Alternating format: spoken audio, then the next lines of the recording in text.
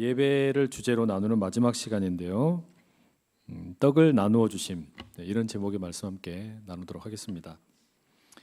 아마 지난 금요일 철야 기도회 시간이었는데 그때 우리 목사님 중에 한 분이 설교를 하셨어요. 근데 그 설교 가운데 이런 이야기를 하셨습니다. 목회자라면 누구나 담임 목사가 되기를 원하는데 2년 전쯤에 담임 목사로 사역을 하고 있는 친구들을 만나봤더니 그 담임 목사로 사역하는 친구들이 대부분이 다 병이 들었거나 머리가 하얗게 늙어버렸더라는 거예요. 그러면서 이 목사님이 저를 엄청 치근하게 쳐다보는 겁니다. 사람들이 자꾸 저에게 외부에서 만나는 분들이나 이렇게 종종 만나면 묻는 질문이 있어요. 뭐라고 그러시냐면은 대형 교회를 이끌고 가는 게 힘들지 않냐, 뭐 이런 질문을 합니다. 그럼 제가 뭐라고 답할까요? 별로 힘들지 않습니다. 아주 즐겁게 행복하게 목회하고 있습니다. 저는 그렇게 답변을 하죠. 그러면 또 이렇게 다시 대답을 하세요. 조금만 참으면 괜찮아질 겁니다. 여러분, 이건 좀 어울리지 않는 대답이잖아요. 저는 분명히 괜찮다고, 나는 즐겁다고, 나는 행복하다고 이야기를 했는데 이 대답하시는 분은 뭐라 그러냐면 조금만 참으래요. 뭘 참으라는 건지 모르겠어요. 그래서 이런 질문들을 받다가 제가 곰곰이 생각을 해봤어요. 제가 담임 목사가 되고 나서 어려운 일이 뭘까 생각을 해봤습니다. 담임 목사로 사역을 하면서 어려운 일이 제일 어려운 게 뭘까 이렇게 생각을 해봤습니다. 여러분 생각하시기엔 어떤 거 있을 것 같으세요? 뭐 새벽기도? 아니면 주일날 이렇게 여러 번 설교하는 거? 아니면 뭐 상담하는 일? 아니면 우리 교회 성전 건축 봉헌하는 일? 뭐 전도하는 일? 정직하게 말씀을 드리면 이런 거는 그렇게 크게 짐으로 여겨지지도 않고 또 어렵다라고 생각되지 않습니다. 그렇게 문제라고 생각이 되지 않아요. 딱 하나, 저에게 딱 하나 이 사역을 하면서 어려운 게 있다면 아마 그건 이 인사 문제인 것 같습니다. 그러니까 사람을 세우는 일이죠. 리더를 세우는 일, 이게 가장 중요하고도 어려운 일이 아닌가라는 생각이 듭니다. 그래서 여러분, 우리가 흔히 듣는 이야기 가운데 인사가 만사다, 뭐 이런 이야기 듣죠. 인사가 만사다. 그래서 인사는 잘하면 본전이고요, 잘못하면 만사가 아니라 망사가 됩니다.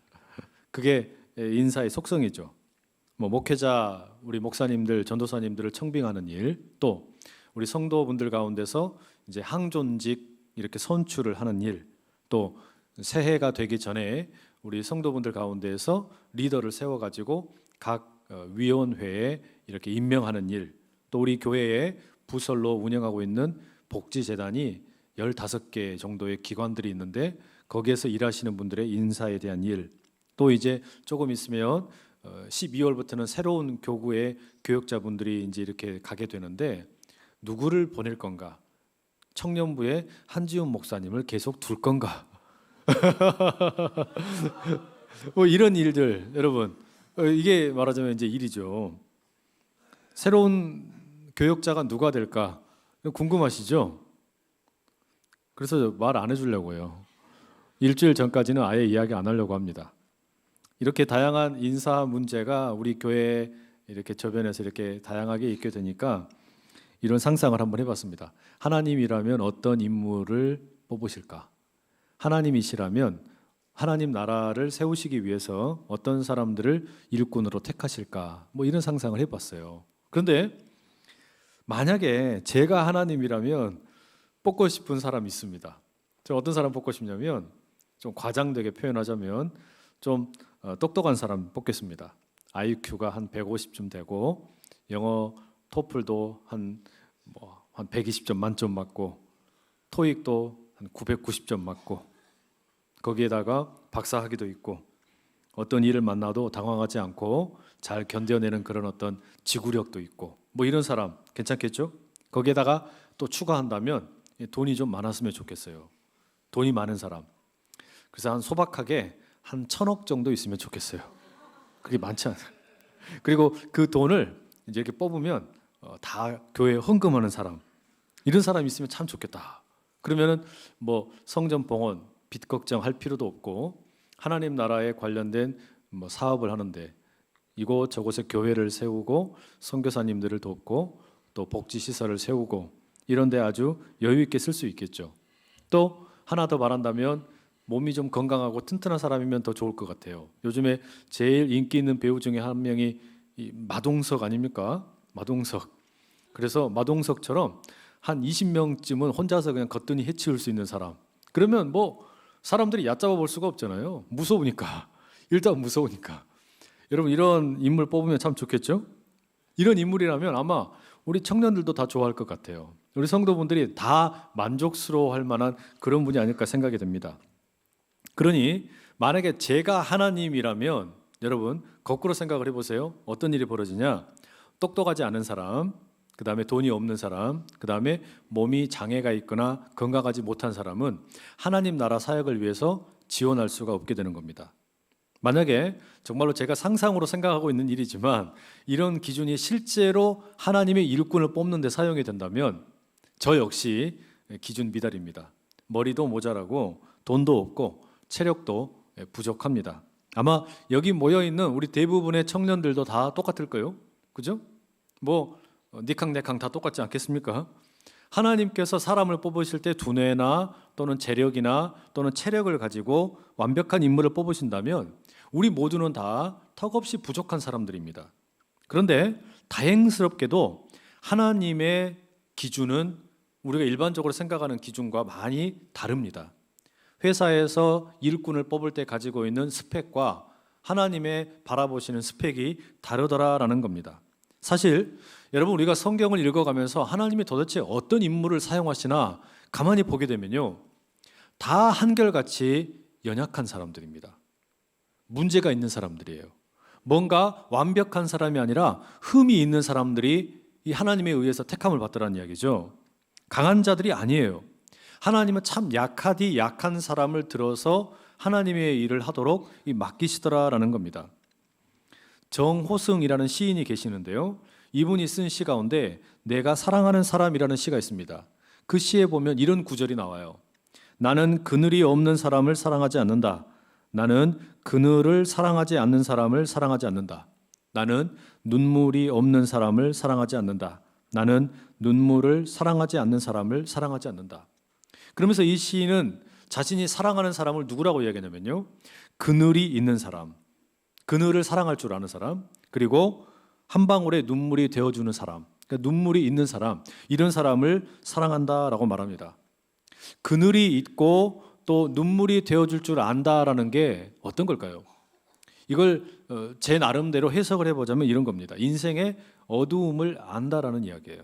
인생의 어두움을 아는 눈이 있다라는 말이죠. 늘 밝고 환하고 화려한 것만 쫓아다니는 게 아니라 인생에는 담벼락 뒤안길에 쓸쓸함이 있다라는 것을 안다라는 말입니다. 인생이 마냥 기쁘고 좋은 것으로만 가득한 게 아니라 가만히 보니까 상처가 많더라는 거예요. 아픔이 많더라는 거죠. 그래서 온갖 채찍질이 우리 인생의 흔적으로 남아있다, 그걸 아는 사람 말하는 겁니다. 사실 하나님께서 사랑하는 사람도 그런 사람입니다. 그늘이 있는 사람, 눈물이 있는 사람, 그런 사람을 하나님께서 사랑하세요. 그렇게 그런 사람을 하나님이 연약한 사람을 택하시더란 말이에요. 늘 밝고 밝은 사람만이 아니라 고민이 있는 사람, 아픈 사람, 문제가 있는 사람, 그리고 연약한 사람, 또 아프기 때문에 우는 사람, 그런 사람을 하나님께서 택하시더라는 말이죠. 바로 그런 사람을 하나님이 사랑하세요. 그리고 그런 사람을 택하셔서 하나님께서 강한 자들을 부끄럽게 하십니다. 성경에 보십시오, 여러분. 아브라함과 같은 인물, 믿음의 조상이라고 우리가 종종 부르지만 사실 아브라함은 엄밀한 의미에서는 무능력한 사람입니다. 그리고 거짓말 참 잘하던 사람이었어요. 그런데 그런 아브라함을 하나님이 부르셔가지고 온 세상의 복덩어리가 되게 하셨습니다. 모세는 어떻습니까? 출애굽의 역사를 이루시기 위해서 애굽으로 하나님이 보냈어요. 그런데 모세는 자꾸 이 핑계 저 핑계 대면서 망설입니다. 결단력이 없어요. 우유부단한 겁니다. 그런데 하나님께서 그런 모세를 통해서 출애굽의 기적을 일으키시더란 말이죠. 기드온이라는 사람이 있었습니다. 이 사람을 하나님이 부르세요. 얼마나 겁쟁이였는지 자기가 타작을 해서 이제 곡식을 모아야 되는데 몰래 숨어가지고 타작을 합니다. 그만큼 겁쟁이입니다. 그런데 그런 기드온을 하나님이 택하셔가지고 미디안이라고 하는 나라와 전쟁을 하라고 합니다. 전쟁을 하라고 하면서 하나님께서 어떻게 하시냐면 군대 많은 숫자 필요 없다. 다 줄여가지고 300명만 남겨놓으라고 그러시는 거예요. 그렇게 300명의 군대를 데리고 가서 승리케 하시더라라는 겁니다. 여러분, 이처럼 성경에 나오는 하나님이 택하는 리더들은 한결같이 연약한 사람들입니다. 그늘이 있는 사람들, 눈물이 있는 사람들, 그런 사람들을 우리 하나님이 택하시더라라는 거예요. 반면에 강한 사람들은 하나님의 부르심을, 또 예수님의 부르심을 따르지 못하는 경우가 참 많습니다. 마태복음 19장에 보면 부자 청년이 예수님께 나와가지고 이렇게 묻습니다. 선생님, 제가 어떤 선한 일을 해야 영생을 얻을 수 있겠습니까? 그랬더니 예수님이 성경에 뭐라고 기록되어 있더냐? 하나님 사랑하고 이웃을 사랑하라고 합니다. 그렇게 해라. 네, 저 다 하고 있습니다. 그래, 그러면 너 가지고 있는 소유, 재산을 다 팔아가지고 가난한 사람들에게 나누어 주고 너는 나를 따르라. 이렇게 이야기하세요. 그랬더니 이 청년이 가진 것이 많아가지고 부유하기 때문에, 그것 때문에, 그 강함 때문에, 그 부요함 때문에 예수님 따르는 것을 망설이게 됩니다. 여러분, 하나님께서 왜 연약한 자를 택하시는 줄 아세요? 왜 그늘이 있고 눈물 많은 사람을 하나님이 택하시는 줄 아십니까? 그 이유는 그렇게 연약한 자들을 택하여서 사용하실 때 하나님의 강함이 드러나기 때문입니다. 그 연약한 자를 택하여 사용하실 때 하나님의 능력이 비로소 세상에 제대로 드러난다라는 말입니다. 아마 언젠가 제가 소개해드린 적이 있는 것으로 알고 있는데, 박노해라는 시인이 쓴 기도는 나의 힘이라는 시가 있습니다. 내용이 이렇죠. 힘 있는 자는 기도하지 않는다. 돈 많은 자는 기도하지 않는다. 성공한 자는 기도하지 않는다. 그들은 기도하지만 기도드리지 않고, 그들은 하늘을 부르지만 오직 땅에다 대고 땅 위에서 이루어지기를 바랄 뿐이다. 어린아이의 천진한 기도는 하늘에 닿는다. 무력한 자의 간절한 기도는 하늘에 통한다. 정의를 위해 외치는 기도는 하늘을 울린다. 이 지상에 의지할 때 하나 없어 하늘밖에 없고, 아무것도 가진 것이 없어 기도밖에 없는 자의 하늘을 향해 울부짖는 기도는 땅에서 배반당하지만, 하늘에 통하는 기도는 그 가슴에 하늘이 깃들어 마침내 사랑의 힘으로 땅의 권력을 갈아내리라. 정말로 그렇죠. 약한 자를 하나님이 찾으세요. 왜냐하면 약한 자는 자신이 가진 게 없기 때문에 하나님만 붙듭니다. 마음을 다해서 하나님만 붙잡습니다. 하나님을 인생의 전부로 삼는다라는 말입니다. 그러면 하나님께서는 바로 그 연약한 자를 사용하셔서 강하게 만드시고 세상의 강한 자들을 부끄럽게 만드시더라라는 겁니다. 이런 간증은 성경 속에 가득하고요. 우리 주변에서도 수많은 사람들이 그런 이야기를 우리에게 들려줍니다. 저 역시 그런 이야기를 여러분에게 할 수밖에 없어요. 제 기억에는 초등학교 5학년이었는지 6학년이었는지 정확하지는 않습니다. 그런데 그때 6월 달이 되면 이 호국 보훈의 달이라고 해가지고 학교에서 교내 웅변 대회가 있었습니다. 이때 뭐 하는 거냐면 나는 빨갱이가 싫어요 라고 외치면 상 받는 그런 그 웅변 대회였어요. 그런데 저는 성격이 본래 혈액형으로 비유하자면 트리플 A였습니다. 아시죠? 어떤 건지. 우유부단의 극치. 그리고 뭐 이렇게 좀 뭐랄까요, 그냥 왔다리 갔다리 하는 그런 사람이었고, 또 누구 앞에 나가서 말해본 적도 없어요. 웅변을 해본 적이 없습니다. 그런데 당시에 제가 학급의 반장이라는 이유로 다른 사람들이 추천을 해가지고 웅변대회에 나가게 되었습니다. 얼떨결에 웅변대회에 참석하게 되었고 이제 당일이 되었어요. 제 앞서서 많은 친구들이 이제 웅변을 하는데 너무 잘하는 겁니다. 반듯하게 말을 잘해요. 앞 사람들 앞에서 너무나 힘있게 막 웅변을 잘하는 겁니다. 그리고 이제 제 순서가 되었어요.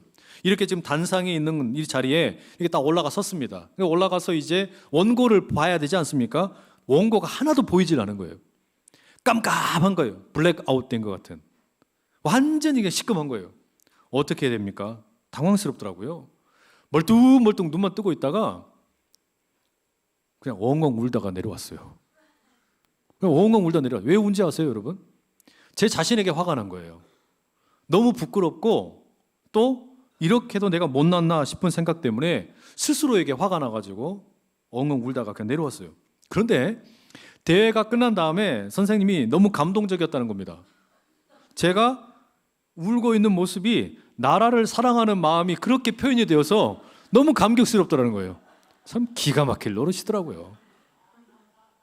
여러분, 이게 전부가 아닙니다. 저는 본래가 말이 많은 편이 아니거든요. 그래서 결혼을 한 이후에 저희 집이랑 또 이제 처가를 이렇게 오며 가며 뭐 인사를 드리고 이렇게 하잖아요. 근데 어른들한테 이야기를 잘 못해요. 말을 잘 안 합니다. 거의 이야기를 안 해요. 그랬더니 오죽하면 장모님과 저희 처가의 식구들이 제 아내에게 허서방 병원에 좀 데려가 봐라. 말 못하는 사람이 어째 목사를 하고 설교를 하노? 이렇게까지 이야기를 하셨었거든요. 그런데 제가 지금 뭐 하고 있죠? 제가 지금 설교하고 있어요. 제가 지금 설교자가 되었어요. 여러분에게는 이게 아무 일이 아닌 것처럼 느껴지실지 모르지만 저에게는 이게 기적이에요. 저에게는 이게 말도 되지 않는 일이 되었다라는 말입니다. 여러분, 우리가 이 사실을 꼭 기억하면 좋겠습니다. 하나님께서는 연약한 자를 들어서 사용하십니다. 하나님께서 들어서 사용하는 사람들, 완벽하고 무언가 다 잘 갖추었기 때문이 아니라 모자라고 부족한데 그 연약함을 하나님이 들어서 강점으로 바꾸시는 거예요. 여기 오늘 나온 우리 성도 여러분, 우리 청년들, 예배하는 자리에서 여러분의 연약함이 하나님의 역사가 일어나는 좋은 통로 될 수 있기를, 그렇게 변화되기를 축복합니다. 왜 이렇게 우리의 연약함에 대한 이야기를 길게 말씀을 드리냐면 바로 거기에 예배의 목적이 담겨 있기 때문입니다. 우리가 지난 한 3시간 동안 함께 예배에 대해서 생각하는 시간을 가졌습니다.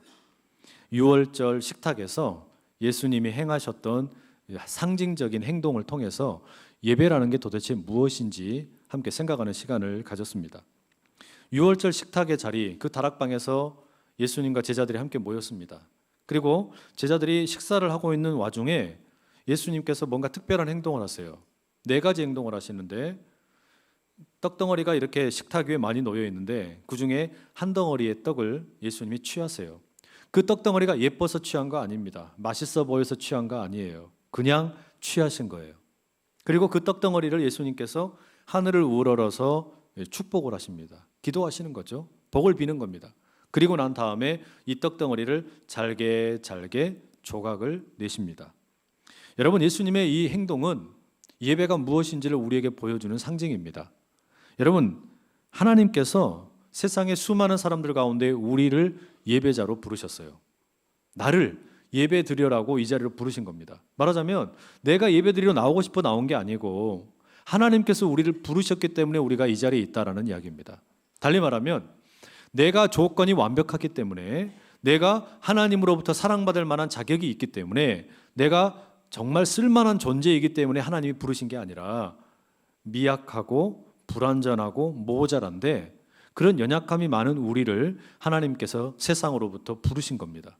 이 예배 자리로 부르셨어요. 바로 그래서 예배가 시작이 되는 겁니다. 내가 완벽해서 시작이 된 게 아니고 내가 하나님에게 예배 드려야지, 내가 하나님에게 찬송으로 노래하면서 예배 드려야지, 내가 하나님께 기도해서 예배 드려야지, 내가 하나님에게 봉헌 드려서 예배하지 아니에요. 예배의 시작은 하나님이 나를 부르셨기 때문이에요. 부족하고 연약하고 모자람이 많은 나를 세상의 많은 사람들 가운데 하나님이 택하셨다는 말입니다. 그리고 그렇게 택한 사람을 하나님이 복을 주세요.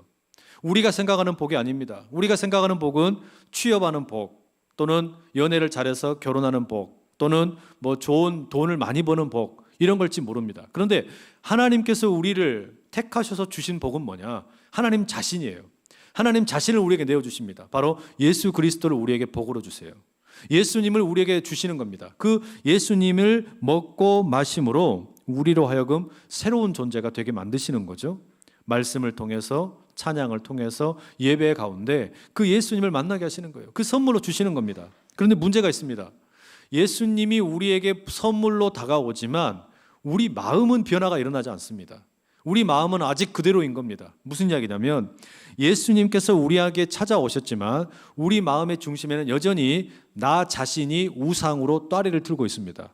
내 안에 있는 내가 우상이 되어가지고 나를 지배하고 있어요. 나를 끌고 가는 겁니다. 그래서 복을 받기는 받았을지라도, 예수님을 선물로 받았을지라도 아직 나는 달라지질 않은 겁니다.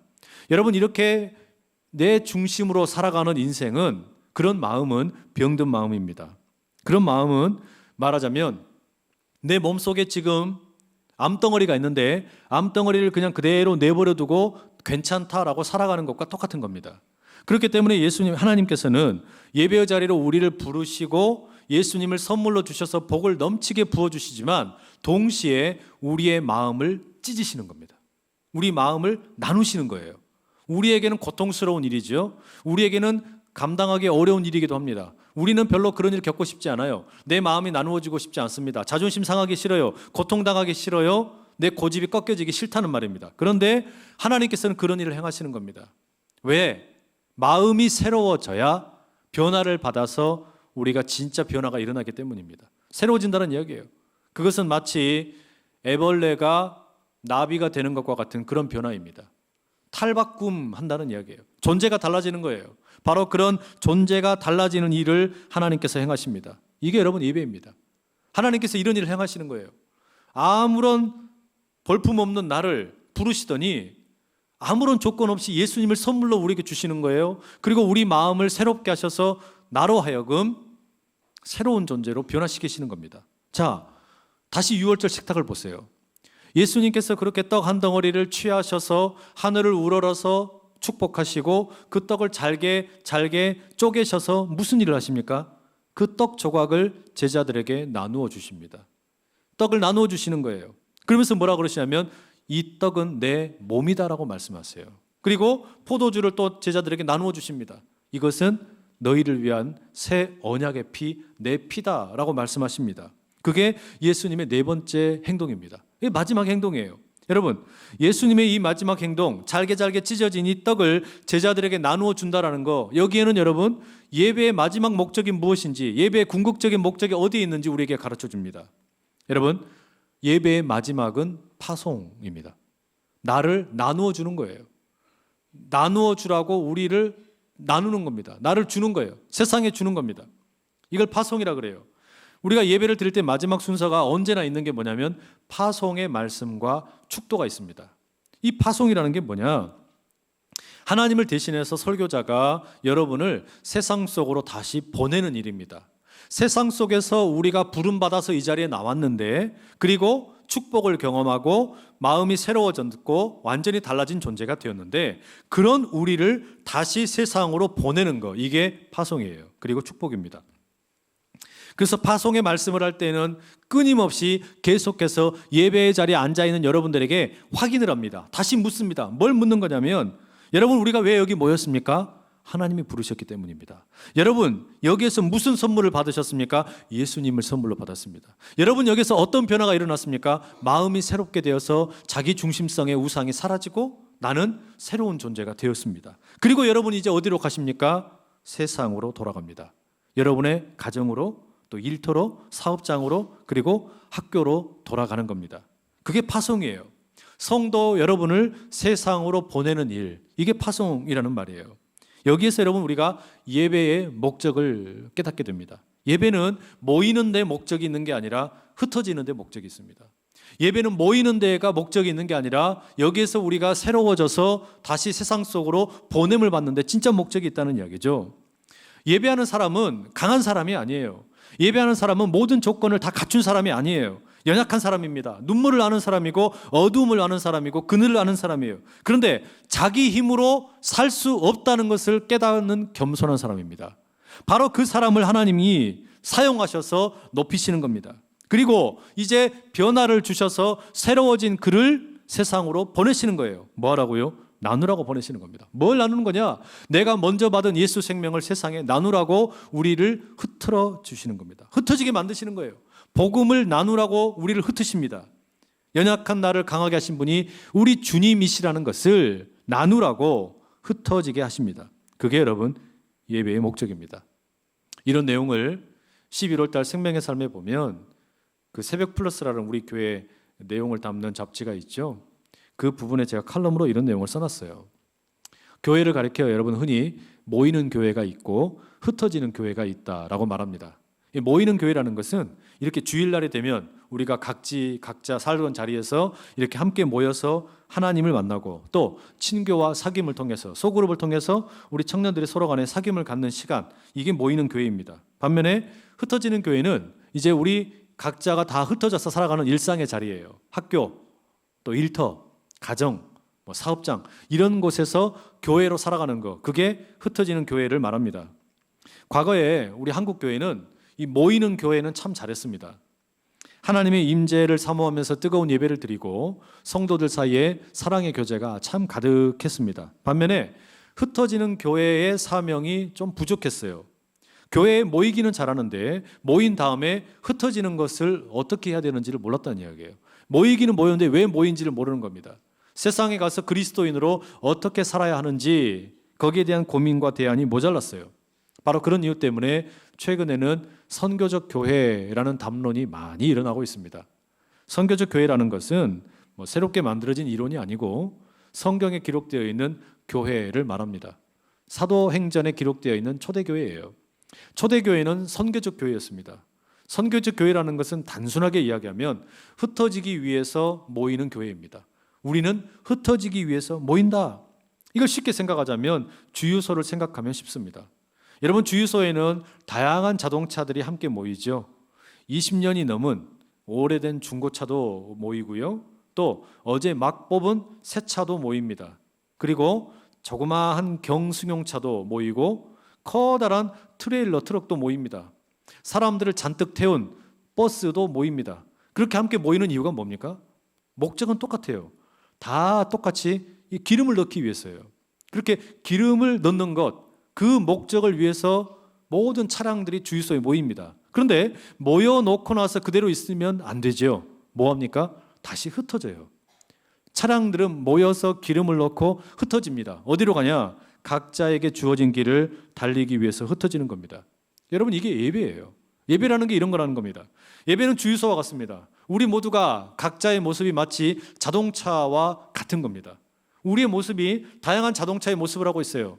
갓난 어린아이 젖먹이에서부터 백발이 허연 어르신들까지, 또 돈이 많은 사람도 있고 돈이 적은 사람들까지, 또 건강한 사람들도 있고 건강에 적신호가 들어와서 힘겨워하는 사람들까지, 우리는 각자의 삶의 형태가 너무너무 많이 다릅니다. 그런데도 불구하고 우리가 왜 이 예배 자리에 함께 모였습니까?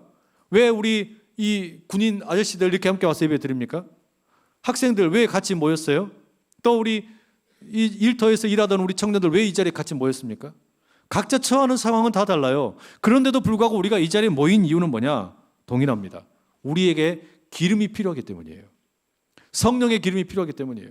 성령의 기름 부으심이 필요하기 때문에 오늘 우리가 이 자리에 모인 겁니다. 달리 말하면 나는 내 힘으로 사는 게 아니라 성령의 능력으로 살아야 한다. 성령의 에너지가 필요하다. 말하자면 나는 내 에너지를 소비해서 살아가는 인생이 아니라 하나님이 부어주시는 은혜로 살아간다라는 것을 알기 때문에 우리는 이 자리에 나와서 은혜를 갈구하는 겁니다. 성령의 기름을 구하는 겁니다. 그렇게 성령의 충만함을 경험한 후에 이제 우리는 다시 흩어져요. 가정으로 갑니다. 학교로 갑니다. 일터로 갑니다. 우리의 사업장으로 갑니다. 다양한 곳으로 가는 거예요. 여러분, 그렇게 우리가 이제 일터에 가서 또 사업장에 가서 학교에 가서 가정에 가서 살다 보면 사람들이 물을 때가 있어요. 너는 도대체 무슨 좋은 일이 있어서 그렇게 늘 웃고 사냐?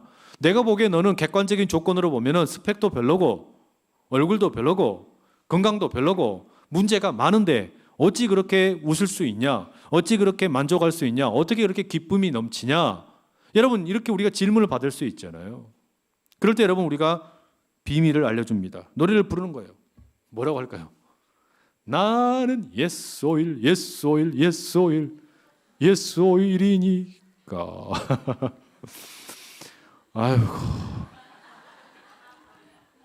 제가 오늘 이걸 지금 4번째 부르는데요. 부를 때마다 이런 반응했어요. 연습 많이 했는데 알아들을 거라고 생각을 했는데 예스 오일 때문이라고. 예스 오일 때문이라고. 내 안에 예수의 오일이 있어서 나는 예수의 오일로 살아가는 삶이기 때문에 그래서 나는 객관적인 조건으로는 웃을 수 없지만 기뻐할 게 없지만 그러나 기뻐한다. 여러분, 우리는 그걸 말하는 겁니다. 그게 예배의 목적이라는 거예요. 바로 그것을 위해서 우리는 흩어지는 겁니다. 그걸 나눠주기 위해서. 당신의 소망의 이유가 뭐냐? 당신이 기뻐하는 이유가 뭐냐? 난 예수님 때문이라고. 예수 생명 때문이라고. 내가 예배를 통해 만난 예수 생명 때문에 내가 오늘도 살아갈 힘을 얻는다고. 여러분, 그걸 나눈다는 이야기예요. 여러분, 제가 뭐 하는 사람일까요? 저는 주유소 총잡이에요. 여러분이 오시면 물어요. 행복한 기름, 성령의 기름, 예수 오일 얼마나 넣어드릴까요? 얼마나 넣어드릴까요? 요만큼만 넣어드릴까요? 겨우 죽지 않을 만큼만? 조금만? 아니요. 어떻게 하면 좋겠습니까? 얼마나 넣기 원하세요? 만땅! 만땅 넣기, 만땅. 가득 넣는 성령의 기름이, 물론 제가 넣는 게 아니죠. 하나님께서 부어주시는 거죠.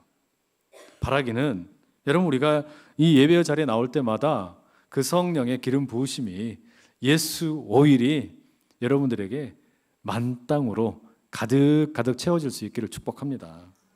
그래서 우리가 이 예배를 통해서 내 자신이 그렇게 복을 경험하고 마음이 새로워져서 존재가 달라지고 이제 세상으로 보냄을 받는 거예요.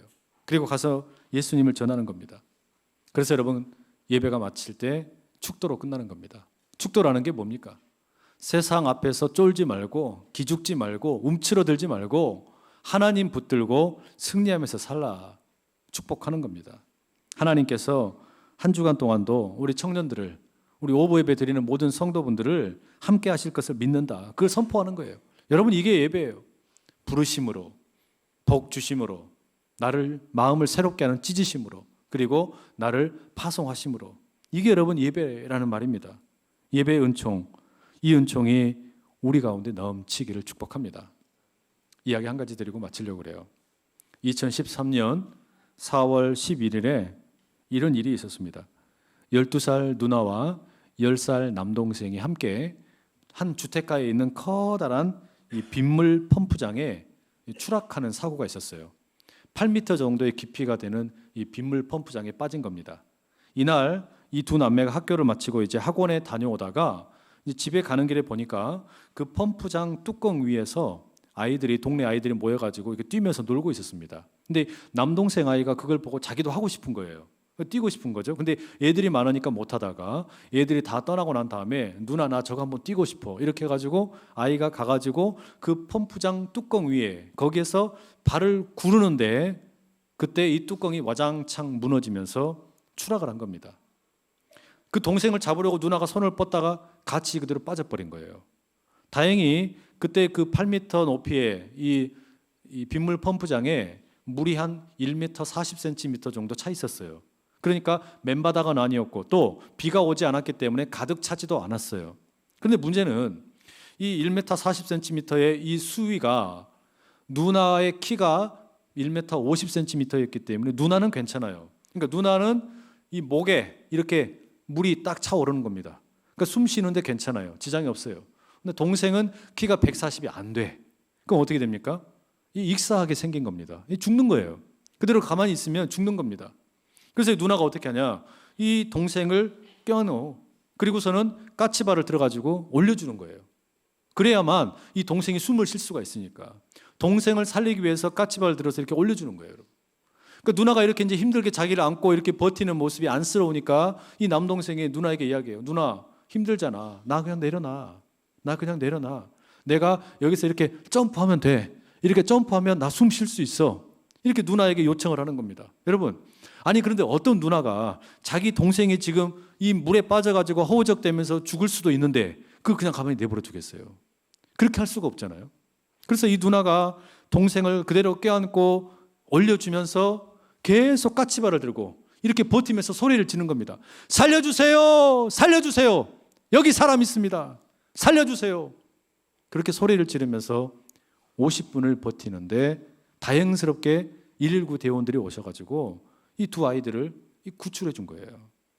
여러분, 제가 이 이야기를, 기사를 읽으면서 어떤 생각이 들었냐면요, 이게 우리가 세상에 파송받아서 해야 될 일이다라는 생각이 들었어요. 세상 사람들은, 우리는 흔히 그렇게 생각을 합니다. 나 혼자서 이렇게 점프하면 나 숨 쉬면서 살 수 있다고, 얼마든지 살 수 있다고, 내 힘으로 살 수 있다고, 이렇게 착각을 하면서 사는 사람들이 참 많아요. 가만히 그대로 익사해서 죽는지도 모르고 살아가는 그런 사람들이 많다는 이야기예요. 여러분, 우리 안산에서만 1년이면 중도의 학교를 포기하는 청소년 숫자가 몇 명이나 되는 줄 아세요? 600명이 넘습니다. 안산 인근에서만, 안산에서만 600명이 넘는 청소년들이 학교 다니는 게 너무 힘들어서 또는 가정의 문제로 여러 가지 이유로 중도의 학업을 포기하고 나가버려요. 이들이 근데 누가 책임질 수 있습니까? 사회 부적응자가 되어가지고 어딘가 거리를 활보하고 다니겠죠. 누구도 도와주질 못하는 거예요. 여러분, 우리나라에서 사람들이 죽는 가장 많은 이유가 뭔 줄 아세요? 사람들이 왜 죽을까요? 늙어서? 병들어서? 교통사고로? 아니에요. 자살로 죽습니다. 자기 스스로 목숨을 끊는 겁니다. 내가 살아야 될 이유가 없다. 내가 왜 살아야 되나? 삶에 대한 아무런 소망이 없으니까, 내가 살아야 될 아무런 이유를 발견하지 못하니까 자기 스스로 삶을 포기하는 사람들이 우리 주변에 생각보다 많습니다.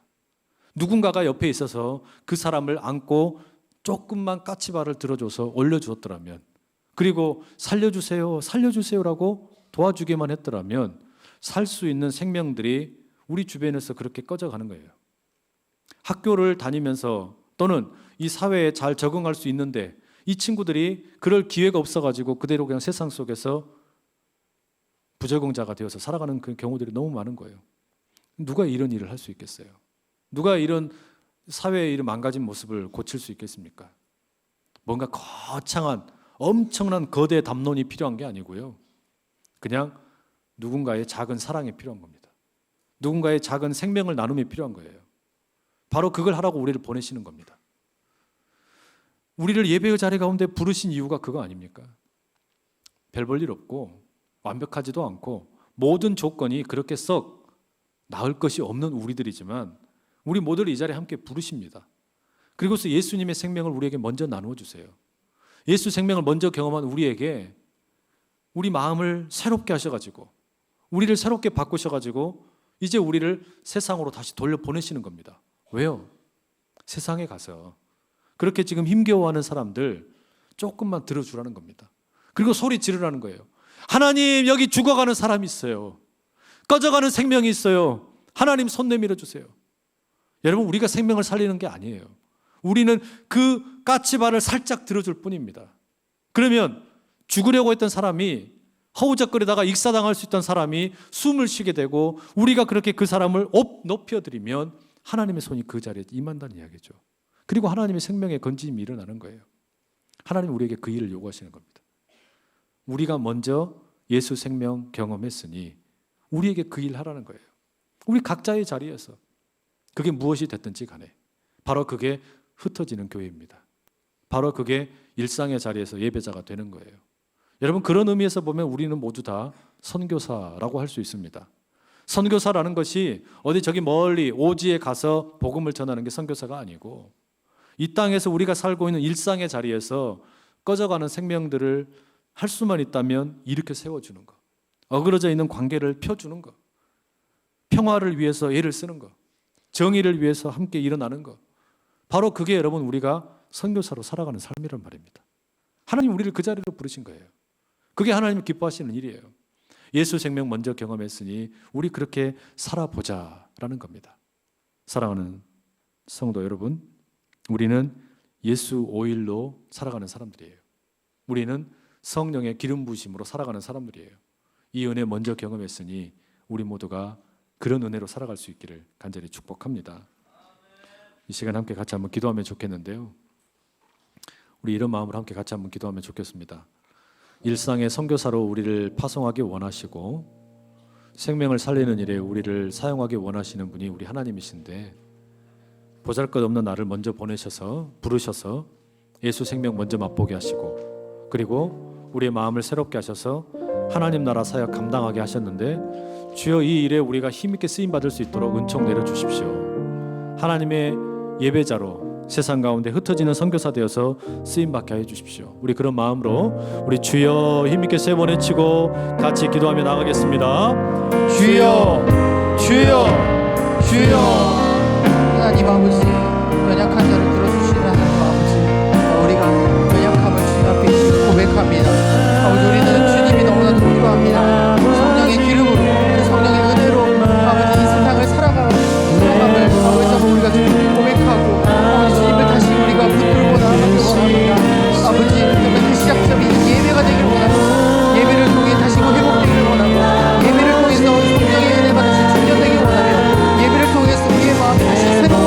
주님께서 주시는 그 은혜와 성령의 기름으로 다시 이 세상에다가 그 소망을 아버지 품고 그 소망을 전하며 우리 있는 그 자리에서 힘차게 나아갈 수 있는 우리의 모습 되기를 원합니다. 아버지 각자 처한 상황이 너무나 힘들고 아버지 때로는 지치고 때로는 너무나도 무너질 아버지 상황이지만 그 어려운 삶의 자리 가운데 있어서 우리가 먼저 받은 이 예수 소망을 품고 그 예수 소망을 앞으로도 기대하며 우리 위에 있는 사람들에게 꺼져가고 있는 사람들에게 죽어가고 있는 사람들에게 이 소망을 전할 수 있도록 우리를 붙들어 주옵소서. 아버지 사랑하는 주님, 우리를 연약한 모습에도 불구하고 부르셔서 예배의 자리 가운데서 복을 주시고 우리의 마음을 새롭게 하셔서 하나님의 복덩어리가 되게 하신 것 감사를 드립니다. 이제 우리를 세상으로 파송하시는 주님의 마음을 깨달아 모이기를 힘쓰고 또 세상에 흩어져서 예수 생명을 증거하며 살아가는 우리가 되게 하여 주옵소서. 예수 그리스도의 이름으로 기도드립니다. 아멘.